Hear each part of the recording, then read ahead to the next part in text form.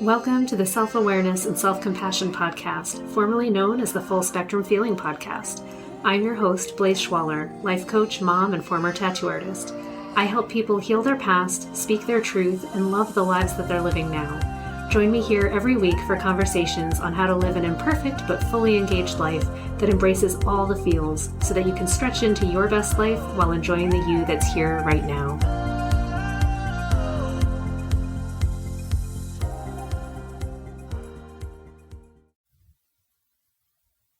Hey friends, this is Blaise. Welcome back to Full Spectrum Feeling. So I've been talking a lot recently about busyness and our desire to have achievement and how being busy and having more things is good. But today I want to talk about the side of that, which is unlearning being busy and what the actual experience can be like when you attempt to stop achieving and the sheer dread that I experience when I make that decision. So I'm currently in a phase of making that decision that I'm going to not achieve. I don't want to achieve as much. And just saying that, I feel bad, like I'm a bad person. Why would I not want to achieve and be good like that? So there's this confrontation that we come up against, with something so simple as just going, what if I wanted to take a nap today? That's actually doing a thing, but we don't generally have warm fuzzies for taking naps. It's like something that we think that people who have achieved more than us are allowed to do, but not us. Gosh, we're so lazy. Why would we rest? Gosh, resting is bad. So to make a conscious decision that I want more space for rest, more space for just quiet and not doing, I run into these feelings of resistance, maybe I should not do that or maybe not do it for very long. And I can't even think of it as a not doing. I have to think of it as a doing something. I can't do that. I can't do resting for very long because there's so many other things that I should be doing. It's hilarious, really, and very sad for us as a species because I look at nature and even dragonflies, they'll just sit in the sun. I mean, they've got to eat a gazillion mosquitoes a day to, just stay alive, and they're still totally okay hanging out for 15, 20, 30 minutes. They don't live a long time. That's a huge percentage of their life. Just hanging out in the sunshine, 'cause it's nice. Hopping from plant to plant and just staring at things. And we don't afford ourselves the same luxury as a dragonfly. Or, any creature out there. I know a lot of them, they appear, or we have stories about them that they're out there toiling constantly. They're always, searching for food and eating. I'm like, you know what? A life where I'm just searching for food and eating sounds pretty nice sometimes. Just gonna raid my pantry, sit outside and eat some stuff in a sunbeam, and then maybe scurry on over to the freezer, grab something else and eat it. That sounds so nice.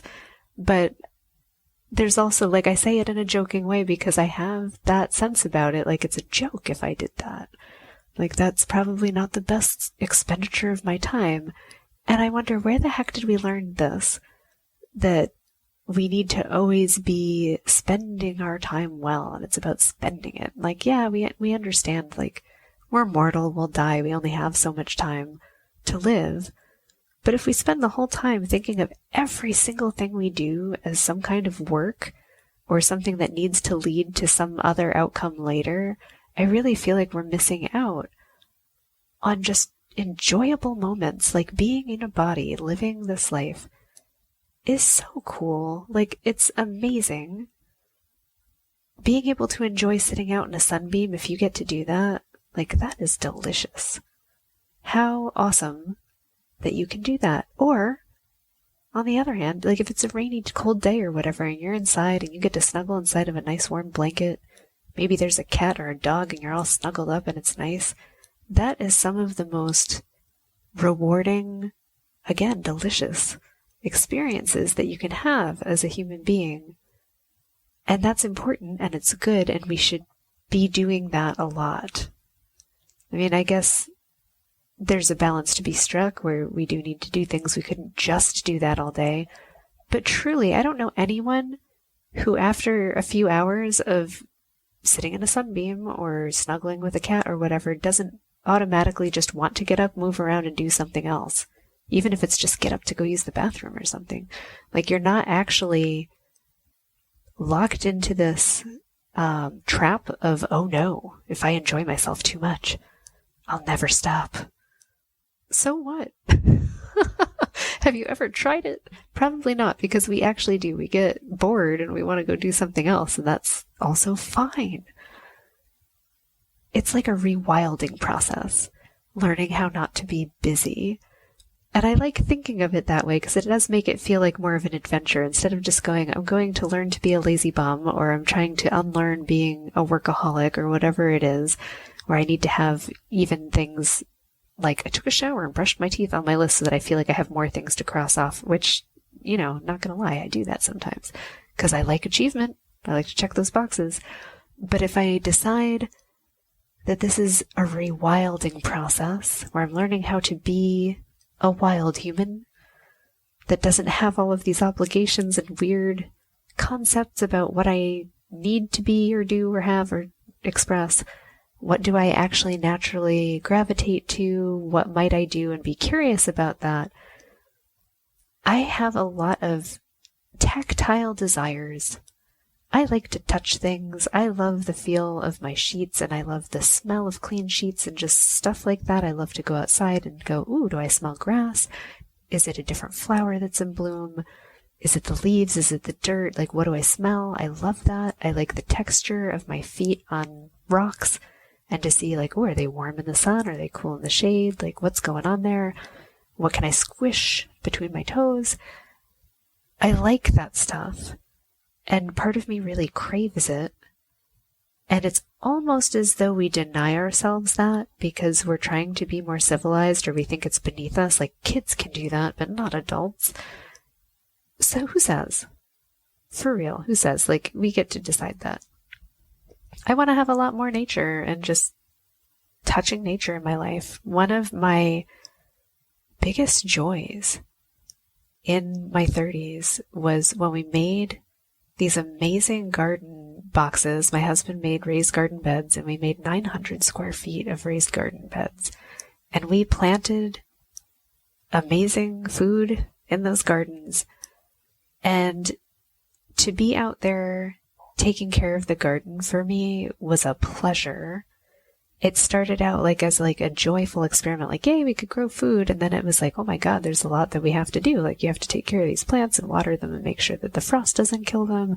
And you've got to weed them and make sure that the woodchuck hasn't come and eaten everything, because you just catch him out there standing in your garden like, what? Pretending to be a stick.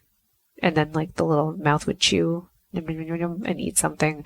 And then he'd slowly duck down. It was actually really entertaining. There was something that felt really good and belonging would be the word I would use about having that garden and being in it every day, because to me it became a part of my day. It was an everyday experience. It required slowing down. It required being present. And there was getting to know your plants. And, then you get to eat the plants or the flowers or whatever it is that they were making. And then getting to know the wildlife that would be out there with you while you were taking care of the plants. We had a big flock of turkeys, sometimes up to 14 of them, that would come through, and they would debug the garden for us. They did not eat our plants. These wild turkeys would come through and they would eat the grubs and they would eat all the nasties that were bothering our garden. And it was wonderful to get to know them and have them get to know us as part of a landscape, as part of a living ecosystem. That felt really good. To be barefoot out there, just pulling weeds and hanging out or watering that, and have the little turkeys, they'd come up and they'd be, gardening also in the garden on the other side. So cool. So cool. And that requires, one, having time, right? So you might look at it right now, if you're very busy, and be like, oh, well, that's a luxury of time, of expense that I can't afford. And I get that. I get that because it's a story, not even a story, it's a truth, right? That I think to myself now, where I'm like, oh God, it'd be expensive to set up that garden again, and it would take so much time. Do I have that time? what I'm coming to realize is I have time for a lot of bullshit achievements that ultimately, if I look back on my life, if I was on my deathbed, I wouldn't be like, wow, like I'm really glad that, I don't know, like I read all the popular science magazines. Like I don't know, like why is that on my list and not spending time in my garden with animals and family? I want that more. So I'm starting to look at it as I'm learning to rewild, learning to get less busy and slow down, that I can look at it as values of myself, things that I really will appreciate, and I appreciate now, but I would appreciate more later, and allowing myself to appreciate them now. Like, will I, when I'm 100, look back and go, gosh, I really wish I watched more TV shows? Or will I go, geez, you know what I really enjoyed about life was being able to garden and having this beautiful thing? And if that's true, I don't just get that. I have to make the choice. And making the choice means making time. It means choosing my time and not filling it up with dozens of things that ultimately don't really matter that much, or at least they don't matter that much to me, and allowing that other people can make different choices. I mean, honestly, fill your time up however you want. Have a blast. Enjoy yourself. Please enjoy yourself. I will enjoy myself more doing slow things. That is something I'm learning about myself, is that I like quiet and I like slow. I like a nice, slow, steady pace. I don't want to rush. I actually get really angry when I feel rushed, and my anger is telling me something. Like if I am angry about having to go fast, it's because I want and need to go slow. And I don't need to judge myself for that. That's just, feedback, right? So I can look at that and go, oh, I want and need to slow down. Okay.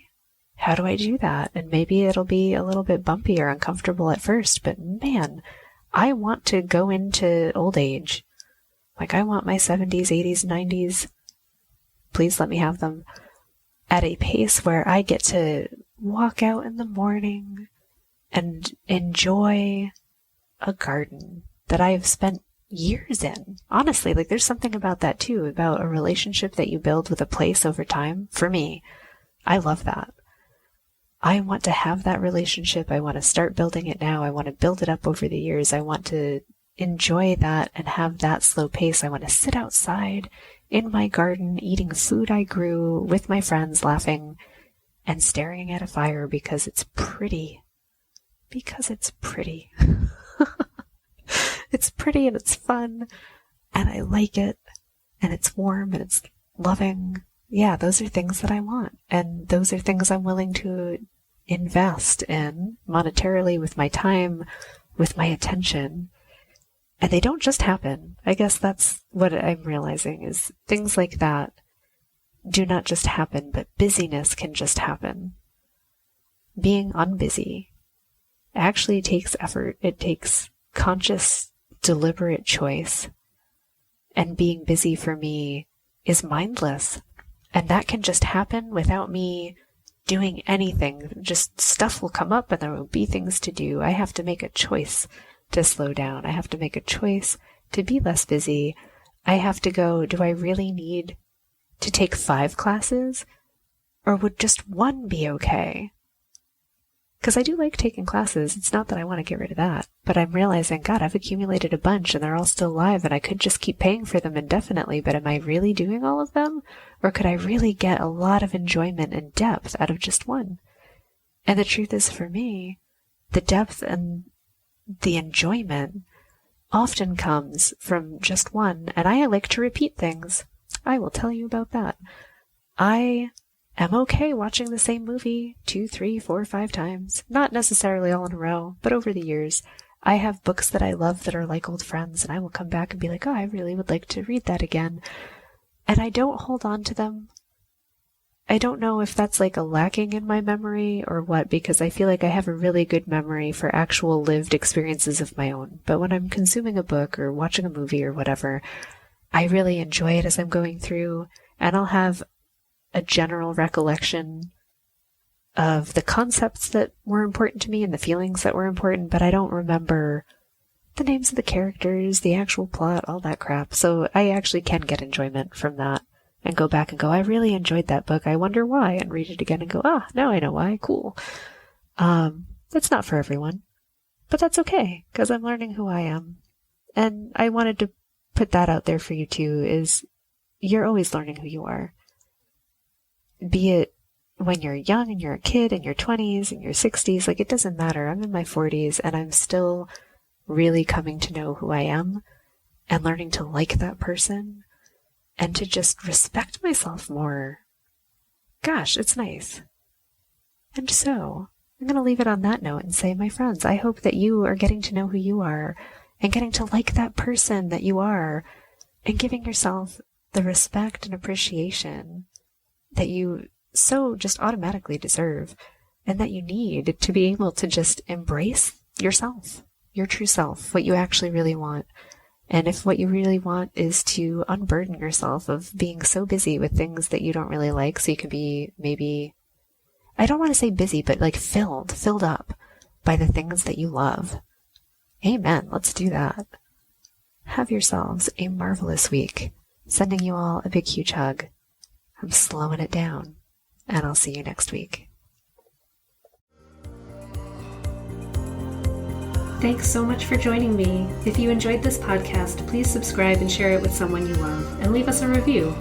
You can learn more and get some self-compassion tips and tricks by visiting coachwithblaze.com, where you can sign up to get my free booklet on overcoming anxiety, overwhelm, exhaustion, and burnout. I'm sending you so much appreciation and love, and I'll see you next time.